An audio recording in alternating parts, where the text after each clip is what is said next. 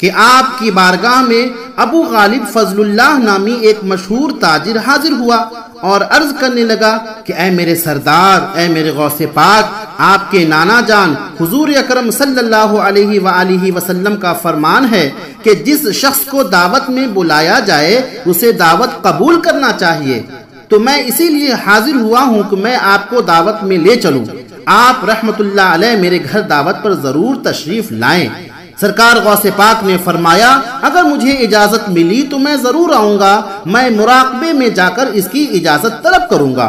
پھر کچھ دیر کے بعد آپ نے مراقبہ کرنے کے بعد فرمایا کہ ہاں میں تمہارے یہاں دعوت میں آ جاؤں گا۔ چنانچہ سرکار غوث پاک اپنے خچر پر سوار ہوئے اور شیخ علی بن حیتی نے خچر کی دائیں رکاب پکڑی اور میں نے بائیں رکاب تھامی اور اس کے گھر کی طرف چل دیے۔ جب ہم وہاں پہنچے تو دیکھا کہ بغداد کے مشائخ اور علماء اور معززین پہلے ہی وہاں موجود ہیں۔ پھر دسترخوان بچھایا گیا اور اس پر قسم قسم کے کھانے کی چیزیں رکھی گئیں، نیز دو آدمی ایک بڑا صندوق بھی اٹھا کر لائے جو کہ صندوق بند تھا۔ اس صندوق کو دسترخوان کے ایک طرف رکھ دیا گیا۔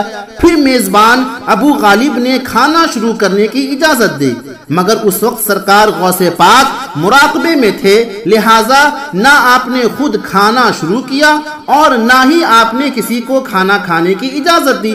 چنانچہ کسی نے بھی کھانا شروع نہیں کیا۔ سرکار غوث پاک کی ہیبت کی وجہ سے حاضرین مجلس کی حالت ایسی تھی گویا ان کے سروں پر پرندے بیٹھے ہیں۔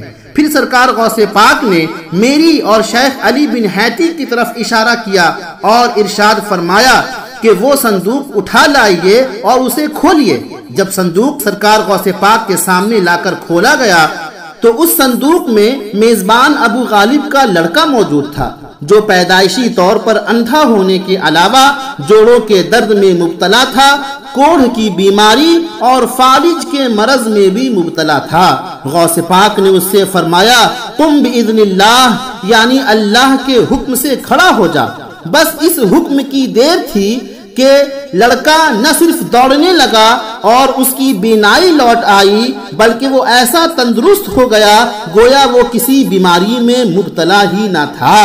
شیخ ابو الحسن قرشی رحمت اللہ علیہ فرماتے ہیں کہ جب میں نے شیخ ابو سعد قیلوی کی خدمت میں غوث پاک کی یہ کرامت کا واقعہ بیان کیا تو انہوں نے فرمایا کہ غوث پاک رحمت اللہ علیہ پیدائشی طور پر اندھوں برس والوں کو اچھا کرتے ہیں اور اللہ کے حکم سے مردوں کو بھی زندہ کر دیا کرتے ہیں۔